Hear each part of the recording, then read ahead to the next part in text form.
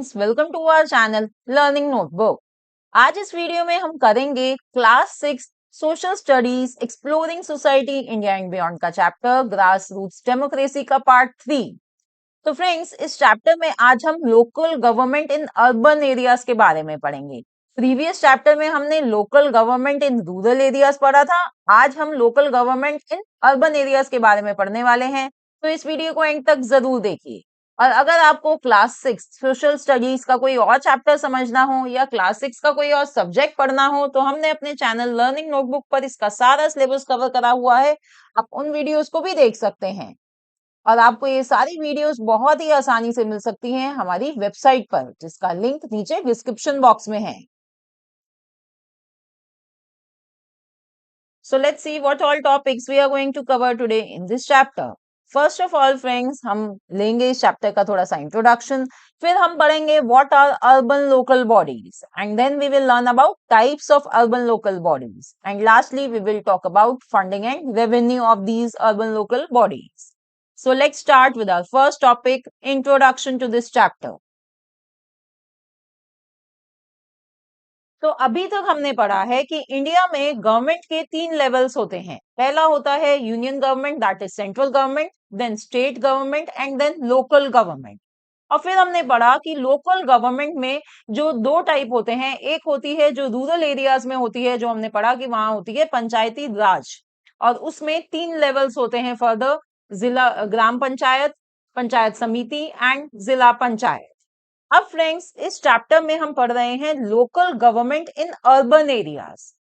यहाँ पर ये चीज अब हम पढ़ेंगे जिसमें होती है ये म्युनिसिपल कॉर्पोरेशन और वार्ड कमिटी। तो आज इस चैप्टर में हम इन दोनों के बारे में पढ़ेंगे कि ये दोनों कैसे वर्क करती हैं। देखिए फ्रेंड्स, जो अर्बन एरियाज में जो लोग रह रहे हैं, उनका लाइफस्टाइल, उनकी जरूरतें, उनकी डिमांड्स अलग होती हैं। They are very different as compare to the population living in rural areas. तो अर्बन एरियाज की जो गवर्नमेंट है, जो लोकल गवर्नमेंट है, वो भी उसी के हिसाब से होनी चाहिए। तो इसलिए यहाँ पर ये जो गवर्नमेंट है ये अलग है, ये होती है municipal corporation and ward committee. So now let's understand about them in this chapter. First topic is urban local bodies. Urban local bodies are the local government systems that manage cities and towns. तो urban local bodies वो local government होती है जो cities और towns को manage करती है। देखिए, सिटीज बड़ी होती है तो उसमें पॉपुलेशन ज्यादा होती है, टाउन्स छोटे होते हैं तो वहां पर पॉपुलेशन कम होती है।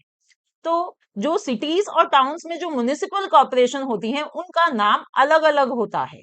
ओके, अभी फ्रेंड्स ये चीज के बारे में हम आगे पढ़ेंगे। फिलहाल मैं आपको एक जनरल बात बता रही हूँ सारी अर्बन लोकल बॉडीज के बारे में, तो आइए वो समझते हैं। They are decentralized, which means that instead of operating under central authority, they have a direct say on how their areas are managed. देखिए, यहाँ पर लिखा है दे आर डिसेंट्रलाइज्ड। डिसेंट्रलाइज का मतलब है कि ये जो अर्बन लोकल बॉडीज होती हैं, ये किसी भी स्टेट गवर्नमेंट के अंडर या सेंट्रल गवर्नमेंट के अंडर नहीं आती हैं। इनकी खुद की अपने में ही ये खुद एक गवर्नमेंट है। तो इसीलिए इनकी खुद की डायरेक्ट से होती है कि भाई जो भी एरिया इनके अंडर है वो कैसे मैनेज करा जाए। तो फ्रेंड्स, अब आपको यहाँ पर देखिए 2 बात समझने की है। पहली यही है कि जब हम किसी भी सिटी या टाउन की अर्बन लोकल बॉडी के बारे में बात कर रहे हैं, यानी कि हम वहां की लोकल गवर्नमेंट के बारे में बात कर रहे हैं, जिसे हम म्युनिसिपैलिटी भी कहते हैं। और दूसरी इंपॉर्टेंट बात यह है कि ये जो लोकल गवर्नमेंट होती है ये डिसेंट्रलाइज होती है, यानी कि किसी भी स्टेट गवर्नमेंट का और सेंट्रल गवर्नमेंट का इस पर कोई कंट्रोल नहीं होता। ये खुद ही अपनी मैनेजमेंट के लिए रिस्पॉन्सिबल होती है। Okay, this system allows residents to come together and make decisions that are best for their community. और ऐसा ये सिस्टम क्यों बनाया गया है, जिससे कि उस कम्युनिटी के, उस एरिया के जो भी रेसिडेंट्स हैं, वो आपस में मिलकर आ पाए और डिसीजन मेकिंग में पार्टिसिपेट कर पाए। वो बता पाए कि उनकी क्या जरूरतें हैं और उनकी कम्युनिटी के लिए बेस्ट क्या रहेगा। Now, what are the functions of urban local bodies? These urban local bodies perform various functions that are essential for the smooth functioning of cities and towns. तो ये जो अर्बन लोकल बॉडीज होती हैं ये बहुत सारी फंक्शंस परफॉर्म करती हैं जिससे कि सिटीज और टाउन्स में स्मूथ फंक्शनिंग रहे, वहां पर सारे कामकाज ढंग से होते रहे। तो क्या क्या फंक्शंस होते हैं इनके, let's understand. First important function is maintaining infrastructure. तो फ्रेंड्स देखिए, जैसे कि रोड्स को कंस्ट्रक्ट करना और उनको मेंटेन करना, ये इन अर्बन लोकल बॉडीज का ही काम होता है। इसी तरह से हमारे जो घर के आसपास पार्क्स होते हैं उनको भी मेंटेन करना अर्बन लोकल बॉडी के अंडर आता है। Next function is next function is maintaining the burial ground. Burial ground यानी जो ये शमशान घाट होते हैं इनको भी ये म्युनिसिपैलिटी ही मेंटेन करती हैं। यहाँ तक कि फ्रेंड्स जो डेथ सर्टिफिकेट्स इशू करे जाते हैं और जो बर्थ सर्टिफिकेट्स होते हैं वो भी इन्हीं म्युनिसिपैलिटीज का ही काम होता है। Next is garbage collection and disposal. तो हमारे घर में मॉर्निंग में सुबह सुबह गार्बेज कलेक्ट करने के लिए जो आए जाते हैं लोग, वो इन्हीं के लिए, वो इनकी तरफ से ही आते हैं। म्युनिसिपैलिटी का ही काम होता है घर घर से गार्बेज कलेक्ट करना और उसको डिस्पोजल यानी कि उसको प्रॉपरली सेफली एक जगह डिस्पोज करना। Next is checking the implementation of government schemes. तो गवर्नमेंट की स्कीम्स यानी कि जो सेंट्रल गवर्नमेंट और state governments time to time schemes निकालती हैं, तो उनकी इम्प्लीमेंटेशन अपने एरियाज में चेक करना इनका ही काम होता है। Next is collect local taxes. तो म्युनिसिपैलिटीज लोकल टैक्सेस भी कलेक्ट करती हैं, जैसे कि जो हमारे ये हाउस टैक्स होते हैं वो कौन कलेक्ट कर रहा है, यही म्युनिसिपैलिटीज। तो फ्रेंड्स ये सब फंक्शंस होते हैं अर्बन लोकल बॉडीज यानी म्युनिसिपैलिटीज के। Now, what is the structure of urban local bodies? Cities and towns are divided into smaller sections known as wards. तो फ्रेंड्स जो सिटीज और टाउन्स होते हैं उनको स्मॉलर सेक्शंस यानी छोटे छोटे सेक्शंस यानी एरियाज में डिवाइड करा जाता है और उन स्मॉलर सेक्शंस को क्या कहते हैं, वार्ड्स। जैसे कि आपको यहाँ दिखाई दे रहा है इस पिक्चर में, देखिए कि पूरी बड़ी सिटी थी तो इसको डिवाइड कर दिया छोटे छोटे सेक्शंस में और हर एक सेक्शन को कहते हैं वार्ड। तो ऐसा किस लिए करा जाता है? Primary function of a ward is to divide a larger city into smaller manageable units for governance. तो प्राइमरी फंक्शन यही होता है वार्ड को कि भाई हमने एक बड़ी सिटी को छोटे छोटे यूनिट्स में, मैनेजेबल यूनिट्स में डिवाइड कर दिया है जिससे कि आसानी से उनको गवर्न करा जाए, उनको मैनेज करा जाए। Each ward within a municipality that is having a population of 3 lakh or more has ward committee. तो म्युनिसिपैलिटी के अंडर जितने भी वार्ड होते हैं सब में एक एक वार्ड कमेटी होती है। बस उसका एक ही क्राइटेरिया होता है कि अगर किसी वार्ड की पॉपुलेशन 3 लाख या 3 लाख से ज्यादा होगी तो वहां पर वार्ड कमेटी होती है, अदरवाइज नहीं। जैसे कि यहाँ देखिए इस पिक्चर में दिखाई दे रहा है ये म्युनिसिपैलिटी है और उसके अंडर वेरियस वार्ड कमिटीज हैं। The ward committee is chaired by the elected representative from the ward. और इस वार्ड कमेटी का हेड कौन होता है? हर एक वार्ड कमेटी का एक अलग हेड होता है जो आता है वोटिंग के द्वारा इलेक्ट होकर, वो इसका हेड होता है।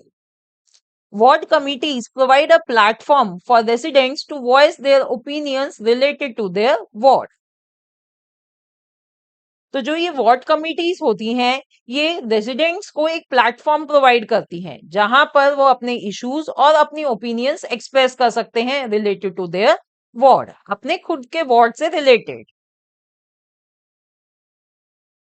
Ward committees serve as a vital link between municipality and ward residents.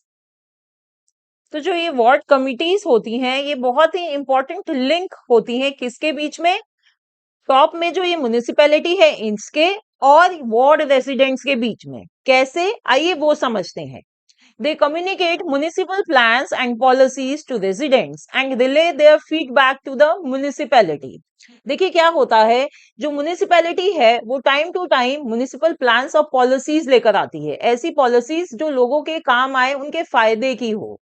तो भाई हर वार्ड तक ये पॉलिसी पहुंचे, उसका फायदा उसको पहुंचे, ये काम होता है वार्ड कमेटी का। तो वार्ड कमेटी वो चीजें सारी कम्युनिकेट करती है वार्ड रेसिडेंट्स को।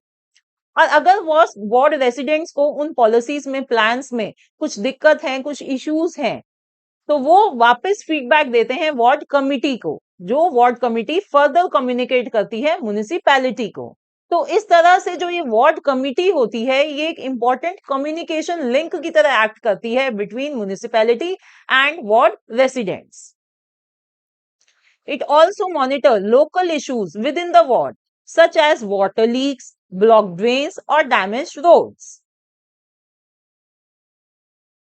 इसके अलावा जो वार्ड कमिटीज के वार्ड में जो लोकल इश्यूज होते हैं, उनको भी यही मॉनिटर करती हैं। वो इश्यूज कैसे? जैसे कि वाटर लीक्स, एरिया में कहीं पानी लीक हो रहा है, उसको देखते हैं ये। देन ब्लॉक ड्रेन्स, जो हमारी रोड पे साइड में जो नालियां होती है ना फ्रेंड्स, उन नालियों को, अगर वो नालियां ब्लॉक्ड हैं, तो ये भी वार्ड कमिटी देखती है। इसी तरह से डैमेज रोड, जो रोड्स टूट गई हैं, किन्हीं रोड में गड्ढे हो गए हैं, तो उनके बारे में भी कम्युनिकेट करती हैं ये म्युनिसिपैलिटी को। Now our next topic is types of urban local bodies. Depending on the population size, urban areas have different types of local bodies.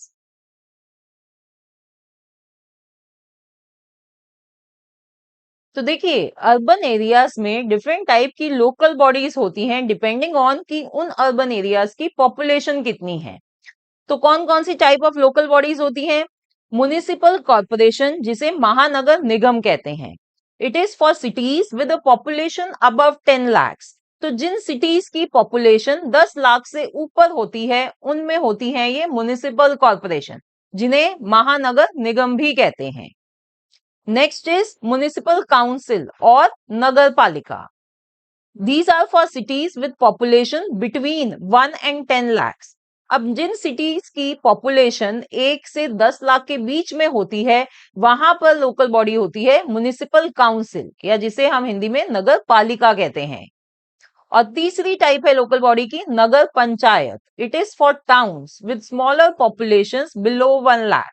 अब जिन शहरों में, छोटे छोटे शहरों में जिनमें पॉपुलेशन कम है, कितनी से? 1 लाख से नीचे पॉपुलेशन है, वहां होती है नगर पंचायत।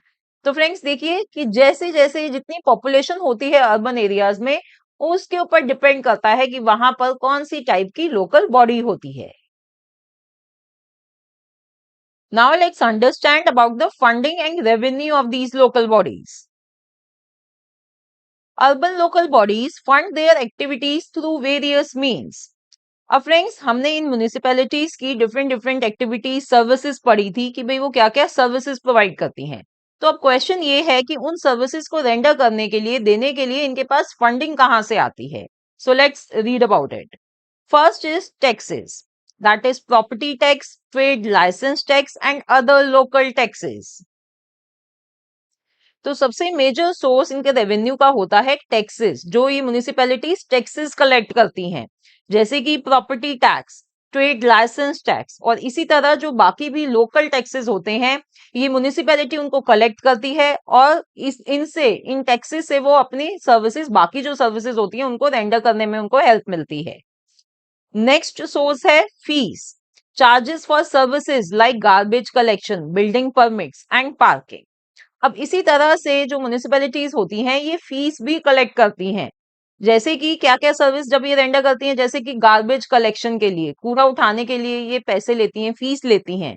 इसी तरह से जब कोई न्यू बिल्डिंग बनती है, तो उसके लिए ये परमिट देती हैं, तो बिल्डिंग परमिट की एक फीस होती है, वो भी इनको मिलती है।